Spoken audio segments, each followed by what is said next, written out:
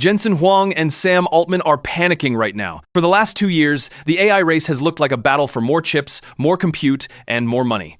But Google may have just changed the conversation and destroyed the market. They dropped a new research bomb, and the whole industry should be paying attention. Hi, I'm Aaron. Today we're going to be talking about the TurboQuant. Sorry for interrupting the video. If you want to skip, just click the next chapter. But if you are building with AI and need a cheaper API, ToAPIs is the most affordable and stable platform I've found. No subscriptions, you only pay per request. 1 million tokens cost just $0.10, up to 80% cheaper than official pricing. Whether it's Sora 2 for $0.06 per run, yeah, Sora 2/API is still available. Or GPT-5, 4 for $3 per run.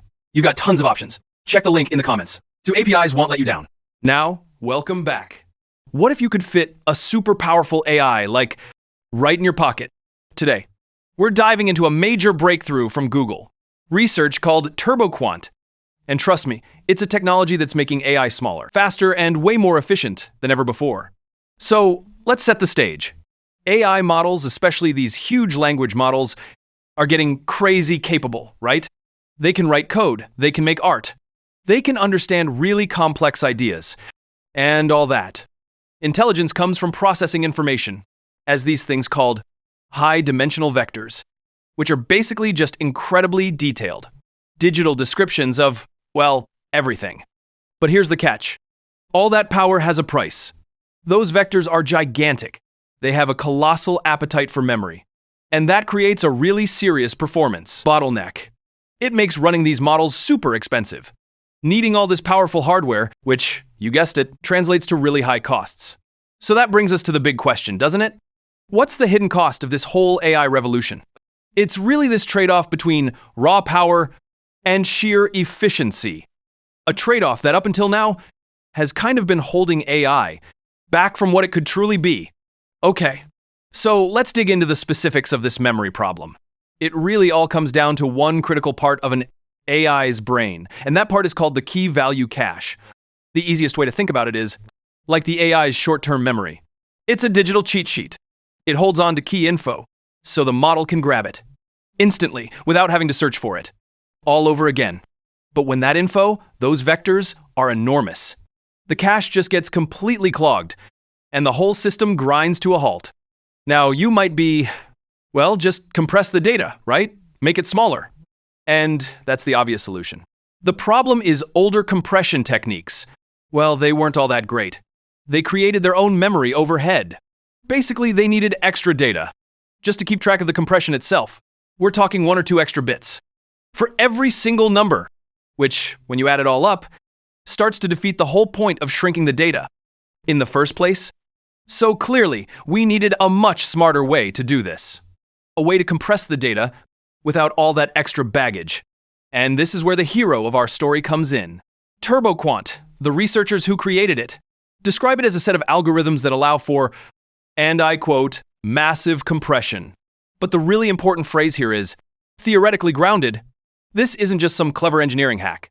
It's a fundamental breakthrough that's backed by some really solid mathematics. And the way it works is this really elegant 2-step process. First, a method called TurboQuant does the heavy lifting, compressing the data using a totally new approach.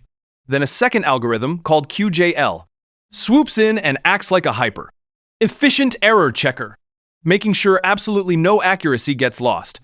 Along the way, what's so amazing is how these 2 steps work together. I mean, they achieve what sounds basically impossible. Huge compression with zero loss in performance. So let's break down this little magic trick. Okay, so the first piece of the puzzle, TurboQuant. It's all about changing its perspective.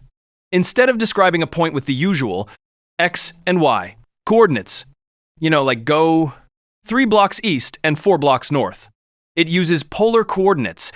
It says go 5 blocks total, but at a 37-degree angle. Now, why does this little shift matter so much? Well, by turning data into a radius and an angle, you map everything onto a predictable, fixed circular grid.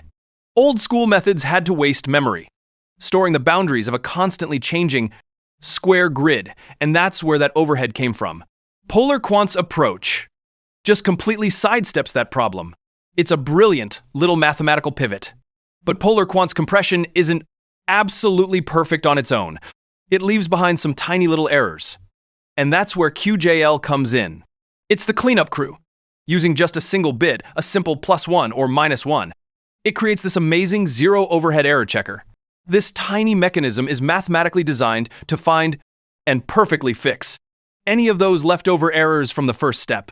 It guarantees the final result is 100 accurate. So, okay, that's the theory, and it's beautiful, right? But how does it actually stack up in the real world? Well, the results are frankly, they're staggering.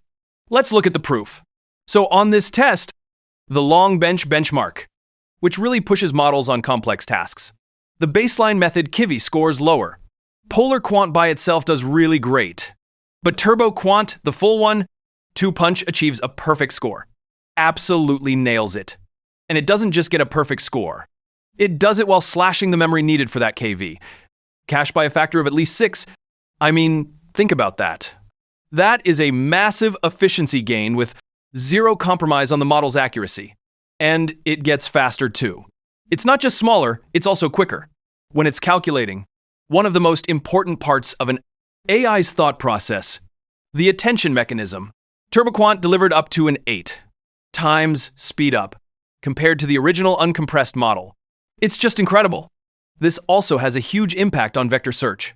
You know, that's the tech that lets modern search engines understand what you mean, not just the keywords you type. And you can see here, compared to other top methods, TurboQuant consistently finds the most relevant results. It just blows the others out of the water. So why should you care about all this techie stuff? Well, it boils down to 3 big things. First, it makes AI dramatically cheaper to run, which is going to speed up development for everyone. Second, it makes the search tools we use every day faster and way more accurate. And third, and this might be the most exciting part, it paves the way for AI to be everywhere by making these models so much smaller and more efficient. This is the tech that could finally let us run incredibly powerful AI models right on our phones. And what's so crucial to understand is that this isn't just a temporary workaround or some clever little hack. These are fundamental foundational algorithms, and they're backed by strong theoretical proofs.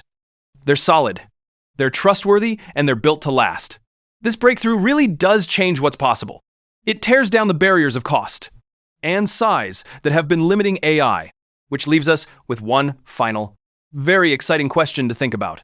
What will you create when a super AI fits right in your pocket?